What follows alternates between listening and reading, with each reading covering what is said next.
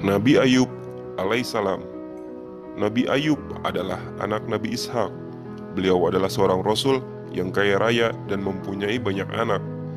Meskipun kaya raya, namun Nabi Ayub tidak pernah melupakan ibadah kepada Allah. Iblis tidak senang terhadap Nabi Ayub karena ia termasuk hamba-hamba yang soleh. Kemudian iblis meminta izin kepada Allah. Wahai Allah, wajar saja Ayub rajin beribadah kepadamu karena dia memiliki harta yang banyak. Aku yakin kalau Ayub jatuh miskin, dia tidak lagi akan beribadah kepadamu lagi, ya Allah. Izinkan aku menggoda, pinta iblis. Wahai iblis, ketahuilah, Ayub beribadah kepadaku karena dia ikhlas dan hanya mengharapkan ridhoku. Engkau tak akan mampu menggodanya. Aku mengizinkan engkau menggodanya. Setelah mendapat izin dari Allah, iblis pun mengumpulkan bala tentaranya.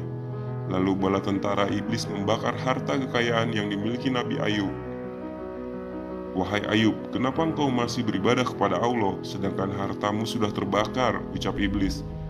Inna lillahi wa inna ilaihi roji'un. Semua dari Allah dan kini kembali kepadanya, jawab Nabi Ayub. Iblis pantang menyerah, kemudian ia membunuh semua anak-anak Nabi Ayub. Wahai Ayub, Allah murka terhadapmu, anak-anakmu mati semua. Kenapa engkau masih menyembahnya? Kata iblis.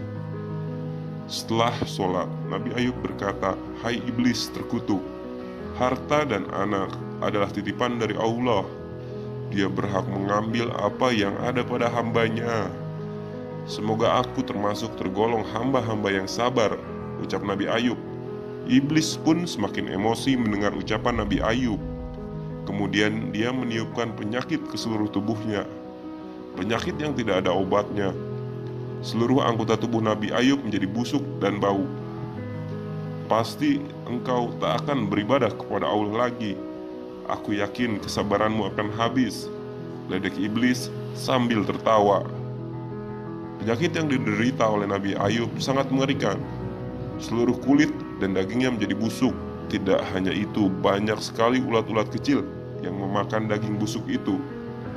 Para tetangganya yang dulu baik satu persatu meninggalkannya karena takut tertular oleh penyakit yang diderita Nabi Ayub. Mereka pun mengusir Nabi Ayub dari tempat tinggalnya.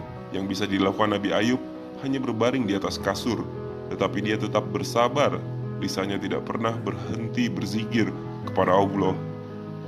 Bertahun-tahun dia menderita penyakit tersebut. Dia tidak pernah mengeluh karena Allah, karena penyakit yang dideritanya.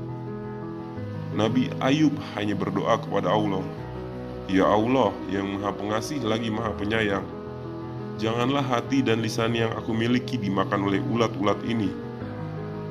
Allah pun mengabulkan doa Nabi Yakub. Ulat-ulat itu tidak memakan hati dan lisan Nabi Ayub. Suatu ketika Nabi Ayub memanggil istrinya Rahmah, akan tetapi istrinya tidak datang. Kemudian dia berjanji akan memukul istrinya karena kelalaiannya. Wahai Rahmah, apabila aku telah sembuh, aku berjanji akan memukulmu, ucap Nabi Ayub. Kondisi Nabi Ayub semakin lemah. Tiba-tiba dia terjatuh dari kasurnya. Dia hanya mengucapkan istighfar. Dengan kehendak Allah, ketika kakinya menghantakkan tanah, tiba-tiba keluar air yang segar dan jernih. Kemudian Nabi Ayub meminum dan mandi menggunakan air itu. Atas izin Allah, penyakit yang diderita Nabi Ayub sembuh dari penyakitnya. Ketika kembali ke rumah istrinya, kaget melihat kondisi Nabi Ayub yang sembuh total. Dia bersyukur kepada Allah karena telah menyembuhkan suaminya. Setelah sembuh, Nabi Ayub pun melaksanakan nazarnya, yaitu memukulnya dengan sapu lidi. Ia pun memukulnya dengan lembut. Karena kesabaran Nabi Ayub, Allah memberikan rezeki yang berlipat-lipat kepadanya.